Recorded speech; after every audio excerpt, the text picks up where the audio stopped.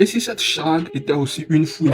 Venons va faire son historique. Première apparition, elle délivre une prophétie noire à notre ami Dion. Déjà là, elle nous fait comprendre qu'elle est au courant de quelque chose que nous ignorons. Et vu que ça n'a pas suffi, elle rajoute une couche lors du vote en disant que c'est sa destinée et qu'il ne pourra pas y échapper. Ensuite, pour clore ce cercueil, elle fait allusion au fait que K156 aurait dû biper la mort, mais qu'il est en sursis à cause de numéro 222, la femme enceinte. Déjà là, moi, si j'étais K156, je l'aurais fumé. Mais ce qui m'a rendu le plus vénère, c'est que juste parce que elle s'est fait abandonner lors du jeu de la carrousel, elle décide de retourner sa veste et utilise ses soi-disant pouvoirs chamaniques pour tromper numéro 2 pour qu'elle choisisse les cercles, provoquant ainsi le massacre qui aura lieu et qui conduira fatalement à la mutinerie. Si cette fouine n'avait pas convaincu numéro 2 de choisir le cercle, Dune aurait réussi et seraient tous rentrés chez eux les poches pleines. C'est ce qui fait que lorsque son numéro n'a pas été appelé parmi ceux qui ont été massacrés, ça m'a rendu vénère. Espérons qu'elle ait ce qu'elle mérite